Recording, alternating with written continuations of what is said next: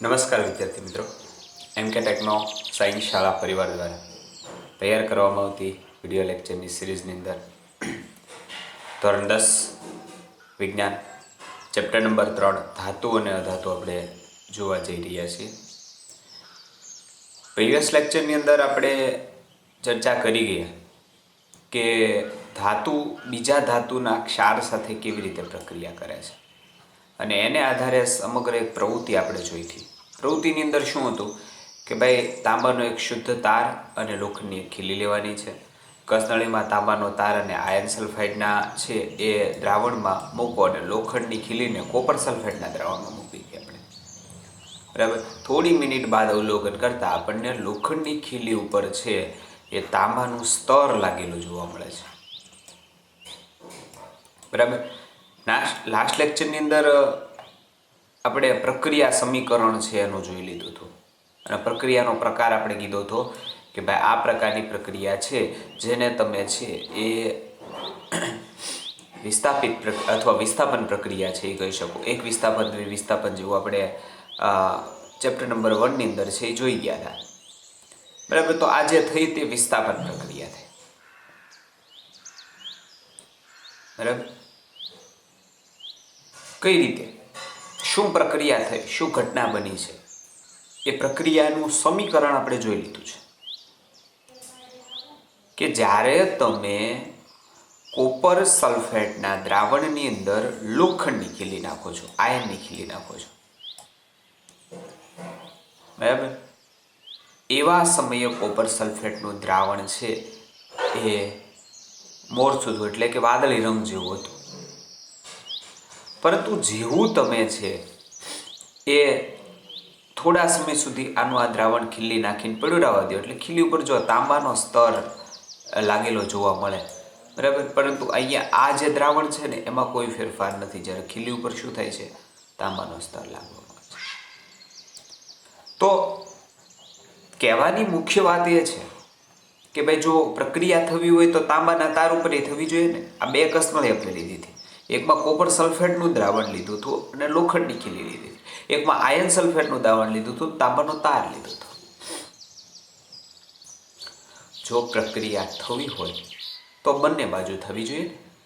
બરાબર. એક તરફ નહીં, એક કસનળીમાં પ્રક્રિયા થઈને બીજે મુકામ ન થઈ.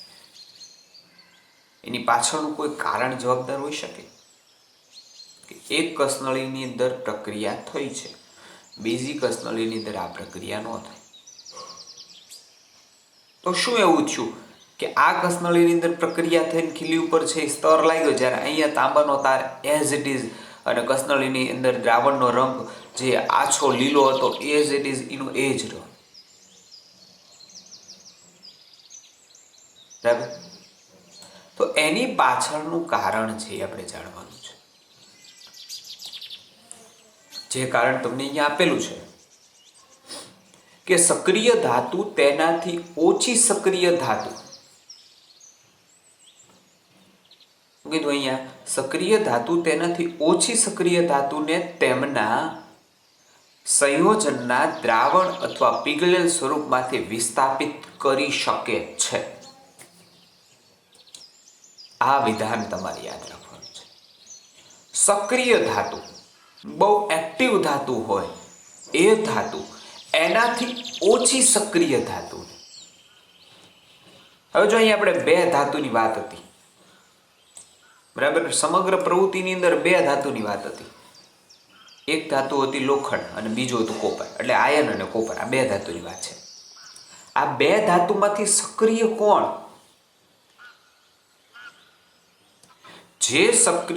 જેની સક્રિયતા વધુ હોય એ સક્રિય ધાતુ ઓછી સક્રિય ધાતુનું વિસ્થાપન કરી નાખે. તો આમાં કોણે કોનું વિસ્થાપન કર્યું એ આપણને ખ્યાલ હોવો જોઈએ કે સમગ્ર પ્રક્રિયા દરમિયાન કોણે કોનું વિસ્થાપન કર્યું. બરાબર. શેનું વિસ્થાપન થયું? તો અહીંયા જુઓ તો લોખંડની ખીલી ઉપર કોપર વિસ્થાપિત થયો, એટલે વધુ સક્રિય ધાતુ તરીકે કોણ છે? આયર્ન. લોખંડ. આયર્ને એનાથી ઓછી સક્રિય એટલે કે કોપર એનું વિસ્થાપન કર્યું કોના દ્રાવણમાંથી? કોપર સલ્ફેટના દ્રાવણમાંથી. જ્યારે બીજી કસનળીમાં શું થયું? કોપર ઓછી સક્રિય છે તે એનાથી વધુ સક્રિય આયન સલ્ફેટમાંથી આયનનું વિસ્થાપન ન કરી શકી. શા માટે? કારણ કે કોપર છે એ આયન કરતાં ઓછી સક્રિય છે. સમજાય છે? બરાબર. તો જો હવે વિધાન પાછું વાંચો. સક્રિય ધાતુ તેનાથી ઓછી સક્રિય ધાતુને તેમના સંયોજનના દ્રાવણ અથવા પીગળેલ સ્વરૂપમાંથી શું કરે છે? વિસ્થાપિત કરે છે, અલગ પાડે છે, ખેંચીને લાવે છે. લોખંડની ખીલી શું કર્યું? કોપરને એમાંથી વિસ્થાપિત કરી દીધો, અલગ પાડી દીધો. તો આના આધારે ખ્યાલ આવે. આપણે બે જ ધાતુ લીધી હતી અને બે ધાતુની કોની સક્રિયતા વધુ એ નક્કી થઈ ગઈ કે જેણે જેનું વિસ્થાપન કર્યું. બરાબર. જેણે વિસ્થાપન કર્યું એની સક્રિયતા વધુ અને જેનું વિસ્થાપન થઈ ગયું એની સક્રિયતા ઓછી. આમાં કોણે કોનું વિસ્થાપન કર્યું? બરાબર. આયને છે કોપરનું વિસ્થાપન કર્યું, કોપર સલ્ફેટ એટલે કે એના સંયોજનમાંથી. બરાબર. અને એની ઉપર એક સ્તર લાગી ગયો. પરંતુ કોપરે છે આયનનું વિસ્થાપન ન કરી શક્યું. શા માટે? કારણ કે આયન વધુ સક્રિય છે, કોપર ઓછું સક્રિય છે. આ સમજી લેશો તો આગળ સક્રિયતા શ્રેણીનો ક્રમ તમને સમજવામાં બહુ સરળતા રહેશે. બરાબર. તો જો અહીં કીધું છે, અગાઉના વિભાગમાં આપણે જોયું છે કે તમામ ધાતુઓ સમાન રીતે પ્રતિક્રિયાત્મક હોતી નથી, એટલે હરખી સક્રિય નથી હોતી. કોઈને રાસાયણિક પ્રક્રિયા કરવા માટે બહુ પ્રબળ પ્રતિક્રિયાત્મકતા હોય છે. અલગ અલગ ધાતુ પોતાની રીતે અલગ અલગ પ્રતિક્રિયાત્મકતા ધરાવે છે. કોઈક વધુ પ્રતિક્રિયાત્મક હોય છે, કોઈક ઓછું હોય છે. બરાબર. કોઈકની પ્રતિક્રિયાત્મકતા શું થાય છે? વધારે હોય છે, જ્યારે કોઈકની પ્રતિક્રિયાત્મકતા કેવી હોય છે? ઓછી હોય છે. એટલે વધતા ઓછા પ્રમાણની અંદર એની પાસે પ્રતિક્રિયાત્મકતા છે. વધતા ઓછા પ્રમાણની અંદર પ્રતિક્રિયાત્મકતા જોવા મળે છે. બરાબર. અગાઉના વિભાગમાં આપણે જોયું કે તમામ ધાતુઓ સમાન રીતે પ્રતિક્રિયાત્મક હોતી નથી. અલગ અલગ ધાતુઓની ઓક્સિજન, પાણી અને એસિડ સાથે પ્રતિક્રિયાત્મકતાની ચકાસણી આપણે ચકાસી લીધી અગાઉ. પરંતુ તમામ ધાતુઓ આ પ્રક્રિયકો સાથે પ્રક્રિયા કરતી નથી, એટલે સક્રિયતા નક્કી ન થાય. આપણે શું મેન ગોલ શું છે, ક્યાં જવાનું છે કે ધાતુ છે ને એની સક્રિયતાનો ક્રમ નક્કી કરવાનો છે. બરાબર. સપોઝ આલો ઉદાહરણ દ્વારા તમને સમજાવું કે ભાઈ આપણે કોઈક 10 વિદ્યાર્થીઓ આપણી પાસે છે. 10 વિદ્યાર્થીઓ છે. હવે આ 10 વિદ્યાર્થીઓ છે, આ 10 વિદ્યાર્થીઓમાંથી છે એ કોણ વધુ બુદ્ધિશાળી અને કોણ સૌથી ઓછો બુદ્ધિશાળી, આપણે ક્રમ નક્કી કરવો છે. કોને સારું એવું ગણિત આવડે, કોને સારું એવું વિજ્ઞાન આવડે, કોને નથી આવડતું, આ ભાગ પાડવો છે. તો શું કરવાનું પડે આપણે? તો આ 10 વિદ્યાર્થીઓમાંથી નક્કી કરવાનું છે. તો શું કરવું પડે? એ નક્કી કરવા માટે આપણી પાસે શું રસ્તો છે? 10 વિદ્યાર્થીઓની કોઈ ટેસ્ટ ગોઠવવી પડે. એમાંથી 5 વિદ્યાર્થીઓ એવા કે અમે ટેસ્ટ ન દઈએ, તો નક્કી થાય કરો? ન થાય. કારણ કે 5 ના પાડે છે કે અમે ટેસ્ટ ન દઈએ. બરાબર. એમ અહીંયા આપણે પ્રક્રિયા અગાઉ કરી, ઓક્સિજન હારે કરી, પાણી સાથે કરી, એસિડ સાથે પ્રતિક્રિયાત્મકતા ચકાસી. પણ બધી ધાતુ એવી નહોતી કે પ્રક્રિયકો સાથે પ્રક્રિયા કરતી હતી. તો આપણે એકત્ર કરેલા તમામ નમૂનાઓ છે તો કંઈક એવી પદ્ધતિ ગોતવી પડે કે જે આ 10 વિદ્યાર્થીઓ છે એની અંદર ઇન્વોલ્વ થઈ શકે. બરાબર. 10 વિદ્યાર્થીઓ એની અંદર ઇન્વોલ્વ થઈ શકે એવી કંઈક મેથડ છે એ આપણે ગોતવી પડે, એવી પદ્ધતિ છે આપણે ગોતવી પડે. તો આપણે શું કરી શકીએ? બરાબર, કે જેની અંદર 10 ઇન્વોલ્વ થાય. તો ભાઈ એમનો પ્રશ્નોત્તરી કરી લઈએ તો 10 ઇન્ટરેસ્ટ છે, કંઈ વાંધો નથી. તો અહીંયા એવી પ્રક્રિયા આપણે ગોતવી પડે જે બધી ધાતુ આપતી હોય. બરાબર, તેથી આપણે એકત્ર કરેલ તમામ નમૂનાઓની તેમની પ્રતિક્રિયાત્મકતાના ઉતરતા ક્રમમાં મૂકી શકાય નથી. એટલે આપણે પ્રકરણ 1માં ભણી ગયેલ કે વિસ્થાપન પ્રક્રિયાઓ છે એ ધાતુઓની પ્રતિક્રિયાત્મકતા વિશે વધુ સારા પુરાવા આપણને આપી શકે છે. તેથી સમજવું સહેલું અને સરળ છે. બરાબર, સમજવું સહેલું અને સરળ પડે છે. આપણને સારો એવો પુરાવો છે એ પ્રતિક્રિયાત્મકતાને આધારે મળે છે. તો અહીંયા એક ઉદાહરણ દ્વારા તમને સમજાવવાની ટ્રાય કરી છે.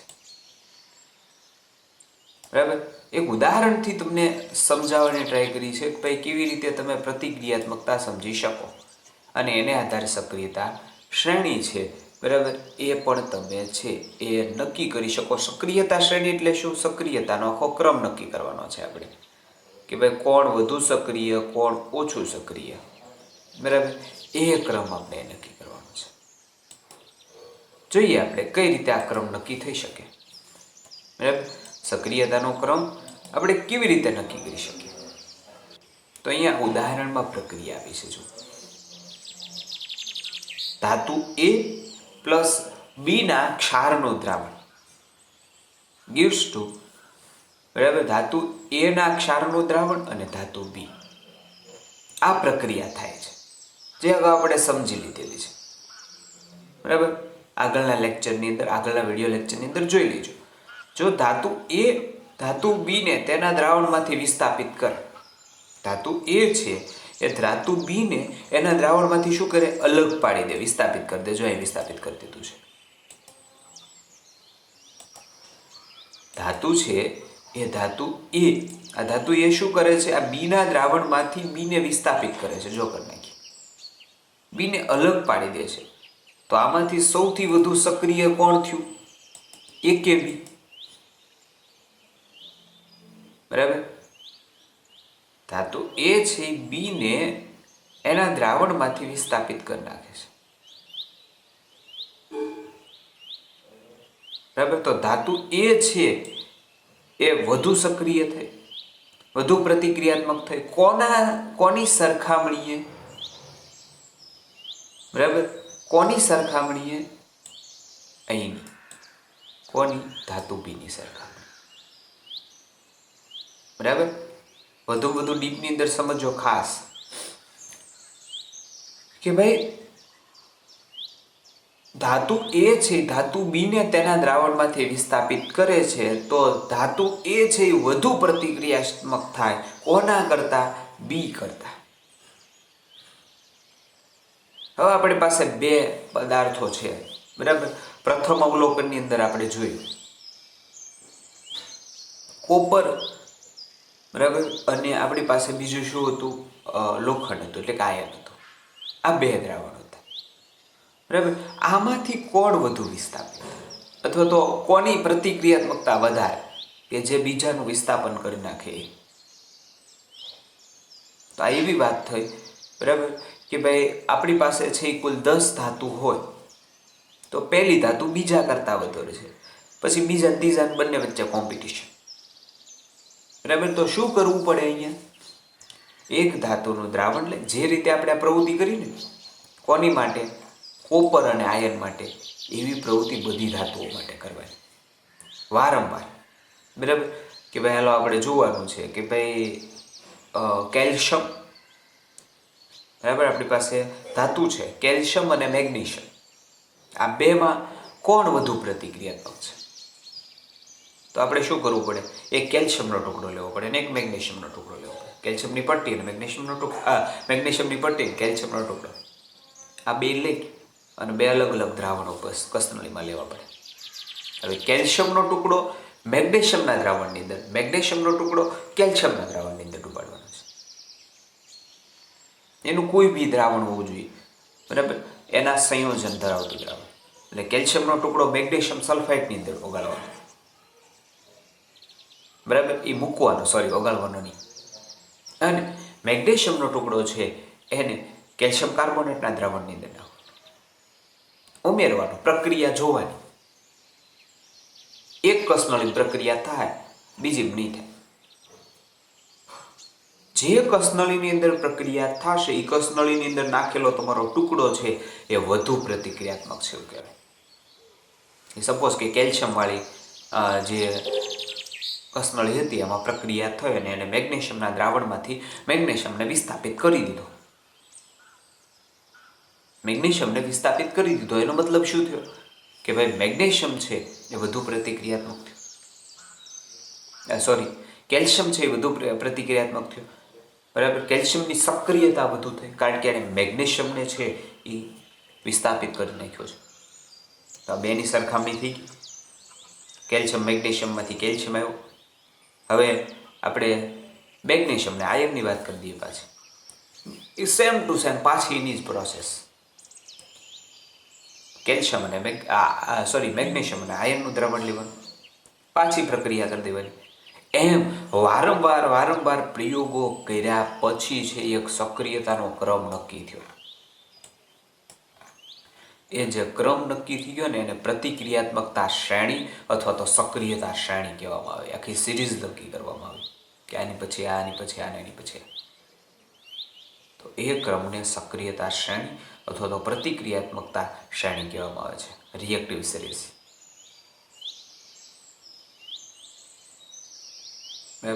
કોની પ્રતિક્રિયાત્મકતા વધારે ને કોની ઓછી એને આધારે આખી શ્રેણી છે એ તૈયાર કરવામાં આવી. તો સક્રિયતા શ્રેણી અથવા તો પ્રતિક્રિયાત્મકતા શ્રેણી, સક્રિયતાનો આખો એક ક્રમ નક્કી થયો જેની અંદર પ્રથમ ક્રમે કોણ આવે છે, દ્વિતીય ક્રમે કોણ આવે એને આધારે છે એને ગોઠવવામાં આવ્યો. બરાબર, તો કોનો ક્રમ પ્રથમ, કોનો ત્યાર પછી, બરાબર, એ આખી એક શ્રેણી તૈયાર કરવામાં આવી પ્રક્રિયા કરીને. બરાબર, સૌથી પહેલાં સોડિયમનું દ્રાવણ લીધું, સોડિયમનો ટુકડો, મેગ્નેશિયમ, પોટેશિયમનું, કેલ્શિયમનું, મેગ્નેશિયમનું, એલ્યુમિનિયમનું, ઝિંકનું, આયર્નનું, લેડનું, આ બધા દ્રાવણો, કોપર, મર્ક્યુરી, સિલ્વર, ગોલ્ડ, બધા દ્રાવણો લઈ અને બધા જના નમૂનાઓ લઈ અને વારંવાર જે ઓલો આપણે પ્રવૃત્તિ જોઈ છે એ પ્રવૃત્તિ કરવામાં આવી અને એને આધારે જે નિષ્કર્ષ નીકળ્યો એ તમારી સામે છે કોષ્ટકની અંદર, જે તમને કોષ્ટકની અંદર આપેલો છે. તો જુઓ તમે કે ભાઈ પ્રતિક્રિયાત્મકતા શ્રેણી ધાતુઓની ઘટતી જતી પ્રતિક્રિયાત્મકતાના ક્રમમાં ગોઠવેલી યાદી છે. બરાબર, ઘટતા ક્રમની અંદર ગોઠવે. ચડતા ક્રમ અને ઘટતા ક્રમની અંદર આપણે જોઈએ તો ઘટતા ક્રમની અંદર એ સૌથી વધુ જેની પ્રતિક્રિયાત્મકતા છે, સક્રિયતા છે, એ સૌથી પહેલા આવે છે, પછી ધીમે ધીમે નીચે આવે છે. બરાબર, વિસ્થાપન પ્રયોગો કર્યા બાદ પ્રવૃત્તિ નંબર 1 થી લઈને 3.12 સુધી એટલે તમામ રાસાયણિક પ્રક્રિયાઓ,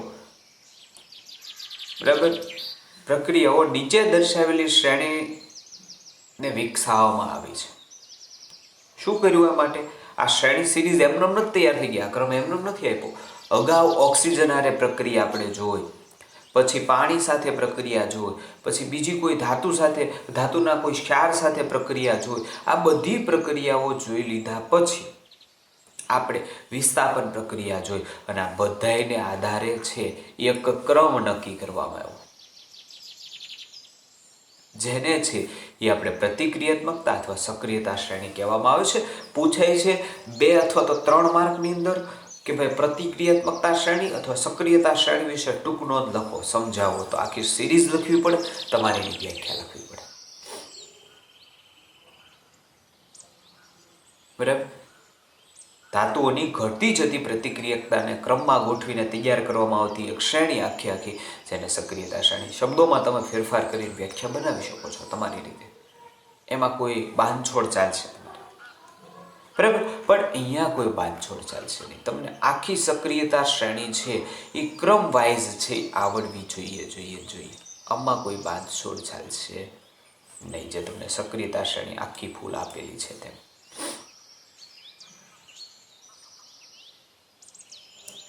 જોઈ શકો છો તમે.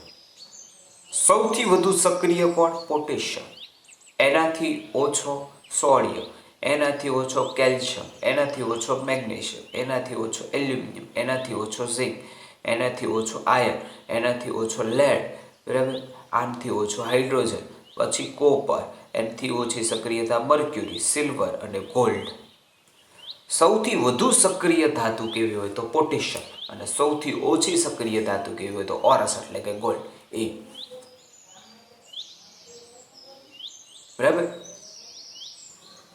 શું કીધું? સૌથી વધુ સક્રિય ધાતુ પોટેશિયમ અને સૌથી ઓછી પ્રતિક્રિયાત્મકતા એટલે કે સક્રિય ધાતુ છે એ કોણ છે? ગોલ્ડ. ઉપરથી નીચે તરફ જતા સક્રિયતા કેવી થાય છે? ઘટે છે. અને નીચેથી ઉપર જતા સક્રિયતા કેવી થાય છે? વધે છે. હવે જુઓ, આ સક્રિયતા શ્રેણી સાચી છે.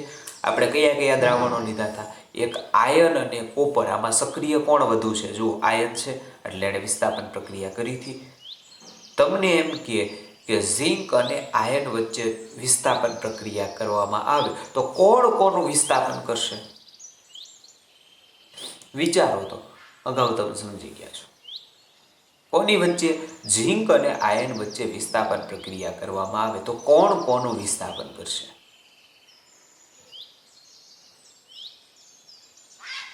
બરાબર. જે વિસ્થાપન કરે એની સક્રિયતા વધુ હોય તો જે વિસ્થાપિત કરી શકે. તો કોણ કોનું વિસ્થાપન કરશે? આયર્ન ઝિંકનું, ઝિંક આયર્ન. વિચારો. આ સવાલનો જવાબ તમને તો જ આવડશે જો તમે અત્યાર સુધીની આગળની જે મિનિટો છે ને એની ઉપર ધ્યાન આપ્યું છે તો અને તો જ તમે છે આ વસ્તુ સમજી શકશો. તમને આવડશે, મગજની અંદર બેઠશે. બરાબર. તો આને આધારે તમને ખ્યાલ આવે કે ભાઈ સોનાના બનાવેલા જે વાસણો છે, જો બીજું તમારી પાસે પ્રશ્નનો કોયડો કહી શકાય, આ સક્રિયતા શ્રેણીને આધારે તે બરાબર. સોનાના બનાવેલા વાસણો છે એની ઉપર બરાબર. સોનાના બનાવેલા ઘરેણા વાસણો તો સોનાના ન હોય ભાઈ. સોનાના બનાવેલા જે દાગીનાઓ છે, ઘરેણાઓ છે, એની ઉપર તમે ચાંદીનો સ્તર લગાવી શકો વિસ્થાપન પ્રક્રિયા કરીને. જે રીતે આપણે ઓલી લોખંડની ખીલી ઉપર તાંબાનું સ્તર લગાવ્યું તેવી રીતે. બરાબર. લગાવી શકો. જો હા તો શા માટે? જો ના તો શા માટે? વિચારો. બરાબર. જો હા તો શા માટે? ના તો શા માટે? શું કરવાનું છે? સોનાના બનાવેલા દાગીના ઉપર ચાંદીનું સ્તર લગાવવાનું છે વિસ્થાપન પ્રક્રિયા કરીને.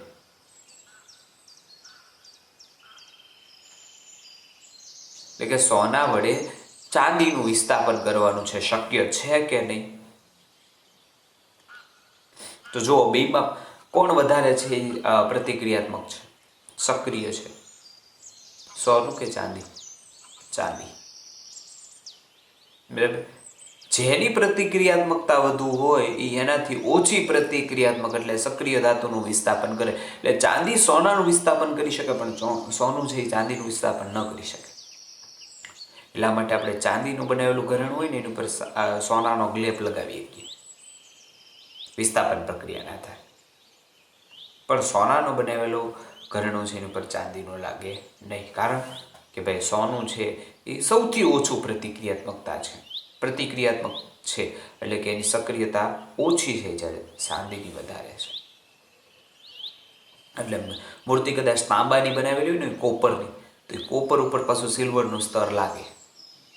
ઘણી એવી ચાંદીની મૂર્તિઓ છે કે જેની પર છે એ કોપરની એક્ઝેક્ટલી બનાવેલી છે પણ એની ઉપર છે એ પાતળું એવું સિલ્વરનું સ્તર લગાવેલું. બરાબર. તો આ સક્રિયતા શ્રેણીના આધારે લોટ ઓફ ઘણા બધા એક માર્કના કહી શકાય એવા પ્રશ્નો છે તમે કાઢી શકો છો. બરાબર. ઘણા બધા પ્રશ્નો એવા આવે છે તમને પૂછી શકાય આની ઉપરથી કેટલી બધી ખાલી જગ્યાઓ છે એ નીકળી શકે છે.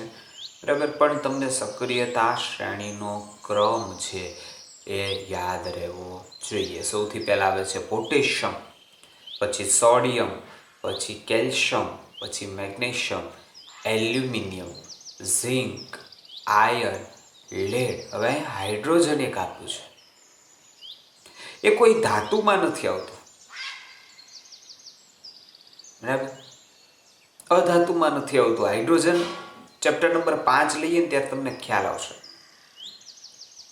કે એની માટે વૈજ્ઞાનિકો મૂંઝાઈ ગયા હતા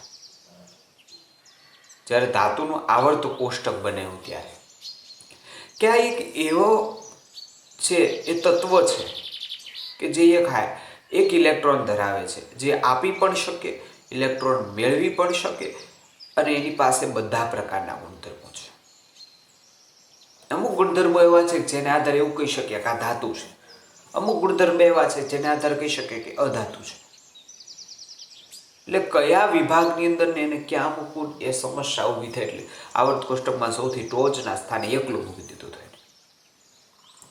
અહીંયા આપણને ખ્યાલ આવે એટલા માટે હાઇડ્રોજન વચ્ચે મૂક્યું છે. બરાબર, જેને આધારે આપણને ખ્યાલ આવે કે હાઇડ્રોજન છે એ વિસ્થાપનના કયા ક્રમની અંદર ક્યાં આવે છે, અથવા એની સક્રિયતા કયા ક્રમની છે. બરાબર, એ આપણે જોવાનું છે. એ ખાસ અગત્યનું છે આપણા માટે. બરાબર, થોડાક પ્રશ્નો આપ્યા છે, ચર્ચા કરી લ્યો અહીંયા, કારણ કે અગત્યના છે. બરાબર, આમાંથી તમને થોડુંક વર્ક પણ મારે તમને આપવું છે. પહેલું વૈજ્ઞાનિક કારણ તમને પૂછ્યું છે કે ભાઈ શા માટે સોડિયમને કેરોસીનમાં રાખવામાં આવે છે.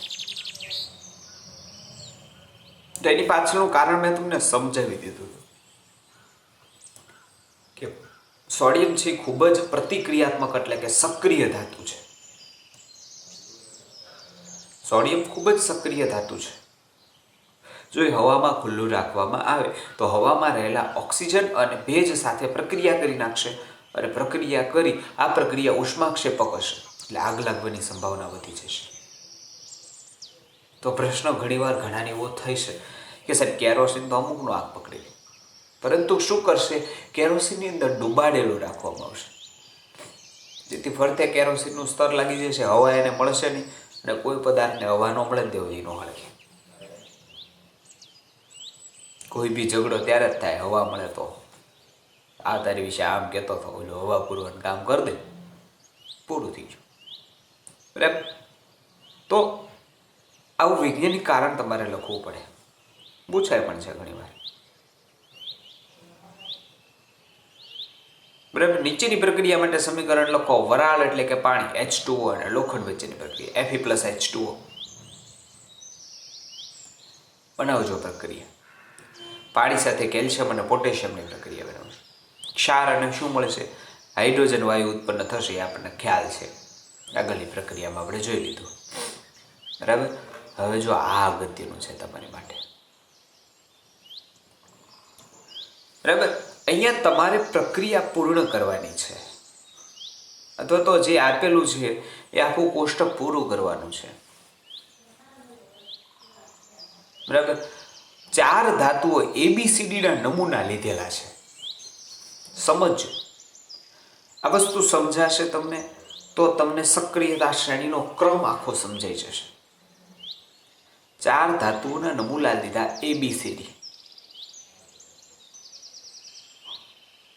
નીચે દર્શાવેલા દ્રાવણમાં એક પછી એક ઉમેરેલ છે. પ્રાપ્ત કરેલ પરિણામ નીચે મુજબના કોષ્ટકમાં છે એ સારણીબદ્ધ કરેલ છે, એટલે કે નોંધેલ છે. બરાબર, નમૂના લીધા અને આ રીતે છે એ કોષ્ટકની અંદર છે એ નોંધ કરી. ધાતુ ABCD વિશે દર્શાવેલ પ્રશ્નોમાંથી ઉપરોક્ત કોષ્ટકનો ઉપયોગ કરી અને પ્રશ્ન છે એ નોંધો. સૌથી વધુ સક્રિય ધાતુ કઈ છે? ABCD 4 છે ધાતુ આપણી પાસે છે. બરાબર, આમાંથી સૌથી વધુ સક્રિય ધાતુ કઈ થઈ શકે? A, B, C કે D? તો જે સૌથી વધુ સક્રિય છે એ બધાયનું વિસ્થાપન કરી નાખશે. બરાબર, બધાયનું વિસ્થાપન કરી નાખશે. તો પહેલા તો આપણે બધા પ્રશ્નો જોઈ લઈએ એટલે જવાબ આપવાનો ખ્યાલ આવે. જો બી ને કોપર સલ્ફેટના દ્રાવણમાં ઉમેરવામાં આવે તો તેનું અવલોકન શું કરશો? ધાતુ ABCD ને છે પ્રતિક્રિયાત્મકતાના ઉતરતા ક્રમમાં ગોઠવો એટલે પહેલો જવાબ તમને મળી જાય. પાછો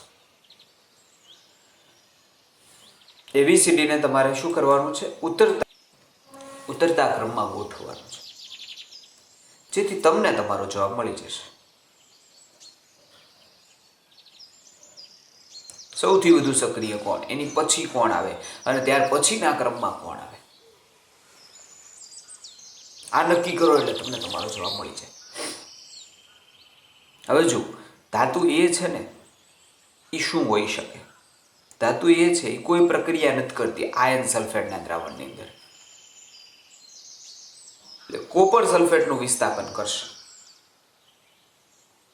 આ નમૂનાને આધારે તમે શું કહી શકો કે ધાતુ એ છે, બરાબર, એ કોપર સલ્ફેટ કરતા છે એ વધારે પ્રમાણની અંદર સક્રિય છે. હવે કોપર સલ્ફેટ કરતા કોણ સક્રિય વધારે આવે? કોપર કરતા વધારે સક્રિયની અંદર આ બધી ધાતુ આવી છે. એટલે આમાંથી એકે નથી, મર્ક્યુરી, સિલ્વર કે ગોલ્ડ છે એ નથી. બરાબર. પછી બી છે એ આયર્ન સલ્ફેટમાંથી આયર્નનું વિસ્થાપન કરી શકે છે. એટલે બી એવી ધાતુ છે કે જે છે એ આયર્ન સલ્ફેટમાંથી આયર્નનું વિસ્થાપન કરી શકે છે. એટલે આ બધી ધાતુમાંથી એકાદી બી હશે. બરાબર, આ બધી ધાતુમાંથી એકાદી બી હશે. જ્યારે તે કોની સાથે પ્રક્રિયા કરતી નથી? ઝિંક સાથે નથી કરતી. હવે જુઓ તો ઝિંક ધાતુ છે આમાં, બરાબર, ઝિંક સાથે પ્રક્રિયા કરતી નથી એવું કીધું છે, એટલે ઝિંક આયર્ન નથી કરી હતી. બરાબર, આયર્ન કરતા ઓછી સક્રિય છે. કઈ હોઈ શકે? બરાબર. અને એવી જ રીતે છે એ સી છે એ આયર્ન સાથે, કોપર સાથે કે ઝિંક સાથે વિસ્થાપન પ્રક્રિયા કરતું નથી, પછી સિલ્વર સાથે કરે છે. એટલે સી જે હશે એ, બરાબર, એ સિલ્વર કરતા વધુ સક્રિય હશે. બરાબર. જ્યારે ડી છે એ કોઈ પણ સાથે પ્રક્રિયા કરતું નથી, કોઈ પ્રક્રિયા થતી નથી આયર્ન સાથે, કોપર સાથે, ઝિંક સાથે કે સલ્ફેટ સાથે. બરાબર. આવું કોષ્ટક આપેલું છે. આગળનો વિડીયો સંપૂર્ણ જોજો, સમજજો અને આ કોષ્ટકની અંદર રહેલા તમામ પ્રશ્નો છે એ કોષ્ટક પૂર્ણ કરી અને 3 પ્રશ્નોના જવાબ છે એ તમારે આ વિડીયો જોઈ લીધા પછી લખવાના છે અને અમને સબમિટ કરવાના છે. ઓકે.